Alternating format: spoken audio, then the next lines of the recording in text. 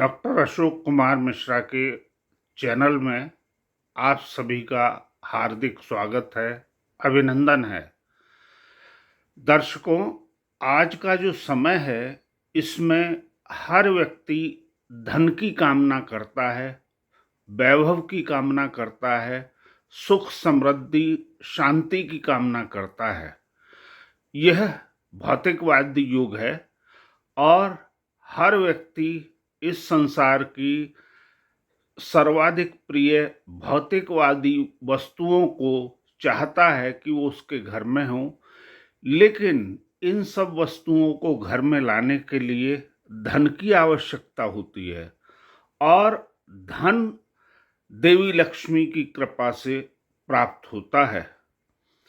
आज हम इस वीडियो में कुछ इन्हीं बातों पर चर्चा करेंगे कि किस प्रकार से धन की प्राप्ति होती है, किस प्रकार से हम देवी लक्ष्मी की पूजा करके अपने घर में धन, सुख, समृद्धि, वैभव का वास या उसको वृद्धि में परिवर्तित कर सकते हैं।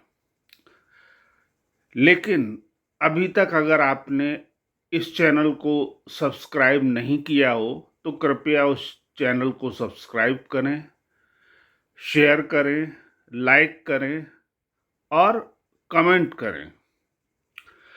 जैसा कि मैंने आपको बताया कि धन का संबंध देवी लक्ष्मी से है, लेकिन हम और उसके लिए कर्म की आवश्यकता होती है।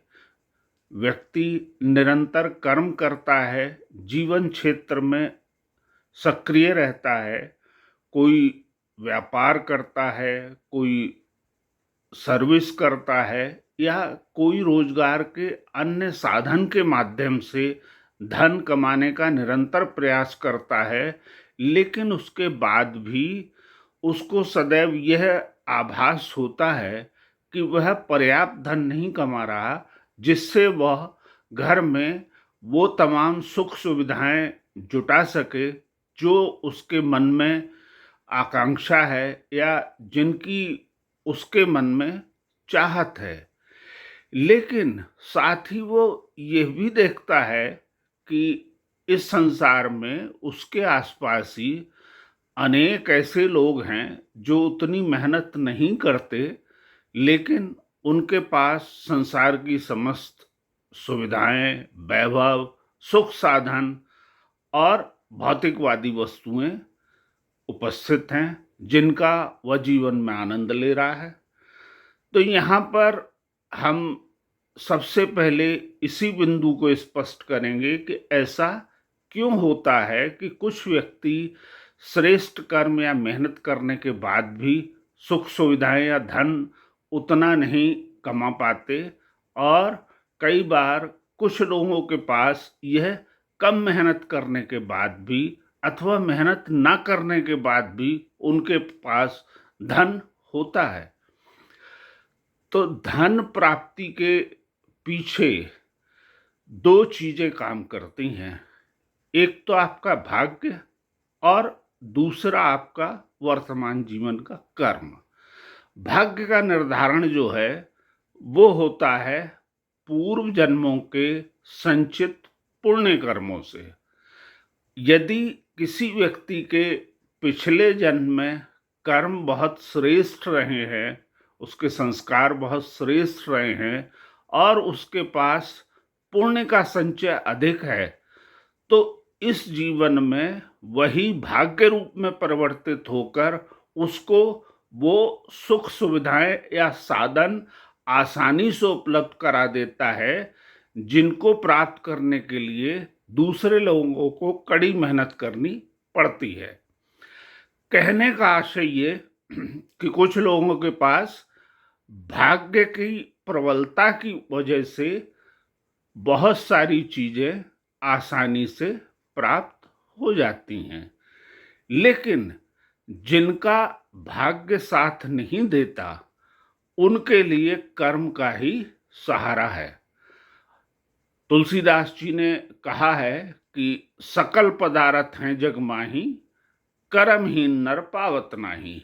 इस संसार में समस्त प्रकार के पदार्थ हैं, लेकिन उन पदार्थों की प्राप्ति के लिए आपको कर्म करना अत्यंत आवश्यक है।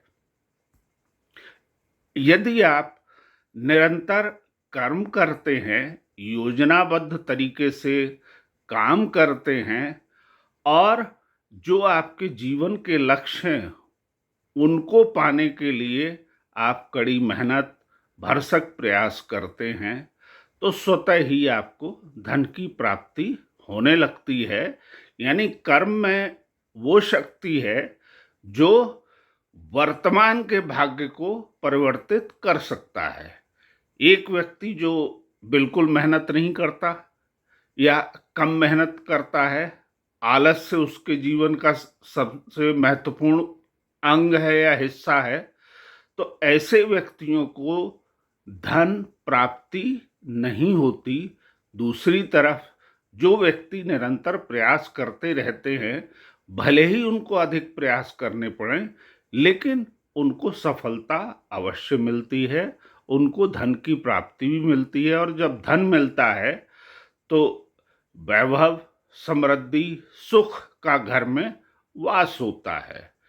लेकिन इन समस्त चीजों को आपका भाग्य भी प्रबल नहीं है उस तरह से, और कर्म करने के बाद भी यदि आपको ऐसा अनुभव होता है कि आपको वो साधन नहीं प्राप्त हो रहे या वो वैभव या उतना धन प्राप्त नहीं हो रहा जिस धन के या जिस वैभव के या जिन सुख और समृद्धि के आप कामना करते हैं, तो कहीं ना कहीं आपको लगता है कि हमारे ऊपर देवी देवताओं की कृपा नहीं है उस तरह से।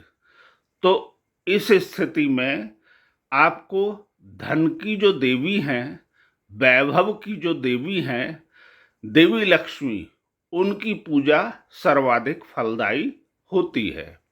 अब प्रश्न ये उठता है कि हम किस प्रकार से देवी लक्ष्मी को प्रसन्न करने के लिए अपने जीवन में काम करें। हम ऐसे कौन से काम करें जिनसे देवी लक्ष्मी की कृपा हमें प्राप्त हो और हमें धन प्राप्त हो, धन की वर्षा हो, वैभव हो, हमारे घर में सुख संपदा का वास हो।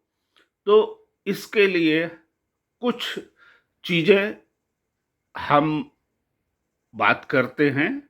ये विविध शास्त्रों में इनका उल्लेख किया गया है और इनको करने से ऐसी मान्यता है कि देवी लक्ष्मी की कृपा प्राप्त होती है।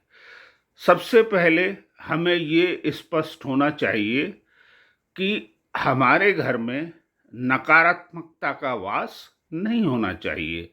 जहाँ सकारात्मक परिवेश होता है, देवी लक्ष्मी वहीं पर आवास करती हैं, वहीं पर वास करती हैं, वहीं पर उनके चरण पड़ते हैं। तो नकारात्मक शक्तियों को या नकारात्मकता को दूर करने के लिए हमें सबसे पहले इस बात का ध्यान रखना चाहिए कि घर में सफाई बहुत अच्छे तरीके से हो। जो द्वार है, देवी लक्ष्मी का आगमन मुख्य द्वार से होता है हमेशा, तो मुख्य द्वार पर अतिरिक्त सफाई रहनी चाहिए। वहाँ पर जूते चप्पल नहीं रखने चाहिए। घर के किसी कोने में कूड़े का ढेर नहीं होना चाहिए। और पूजा स्थल पर यदि हम दक्षिणावर्ती शंख रखते हैं, तो इस शंख में भी वो शक्ति है कि आपके घर से नकारात्मकता को दूर रखने में ये समर्थ है। और दक्षिणावर्ती शंख देवी लक्ष्मी को अत्यंत प्रिय भी है। चूंकि देवी लक्ष्मी का जो प्रकट हुई वो समुद्र मंथन के समय जल से प्रकट हुई, इसलिए ऐसा माना जाता है कि जल की भांति ही उनका स्वभाव चंचल है, इसलिए वो अधिक समय तक किसी एक स्थान पर रुकना उनकी प्रवृत्ति नहीं है। लेकिन अगर हम उनको मनाते हैं, हम उनको पूजा करते हैं, अर्चना करते हैं, तो संभवतया हमारे घर में अधिक समय तक देवी लक्ष्मी का वास होता है। तो पहली बात, हम सफाई करते हैं, दक्षिणावर्ती शंख रखते हैं, और नकारात्मकता दूर करने के लिए एक हम ये भी कर सकते हैं कि एक बाल्टी में नमक का पानी डालकर उससे भी घर की सफाई करते हैं। तो नमक में ये शक्ति होती है कि वो नकारात्मकता को दूर कर सकता है। और इसके बाद हम शुक्रवार के दिन, देवी लक्ष्मी का जो दिवस है वो शुक्रवार माना जाता है, और शुक्रवार को विशिष्ट पूजा अर्चना करने से हम देवी लक्ष्मी को प्रसन्न कर सकते हैं। पूजा स्थल पर श्री यंत्र की स्थापना करें। देवी लक्ष्मी का यंत्र है श्री यंत्र, तो श्री यंत्र की स्थापना करें, और नियमित रूप से हम वहाँ देवी लक्ष्मी और श्री यंत्र को स्थापित करने के बाद उनकी पूजा अर्चना नियमित रूप से करें। और शुक्रवार को हम विशिष्ट रूप से, यदि जो लोग व्रत रखना जिनकी आदत में शामिल है, वो शुक्रवार का व्रत रख सकते हैं, और जो पूजा करते हैं वो शुक्रवार के दिन विशिष्ट पूजा करें। और इसके लिए वो मंदिर जाकर देवी लक्ष्मी के जो प्रिय पदार्थ हैं, कमल का फूल, खीर, बताशे, कौड़ी, शंख, गुलाब का इत्र, इनको माँ लक्ष्मी की प्रतिमा पर अर्पित करें।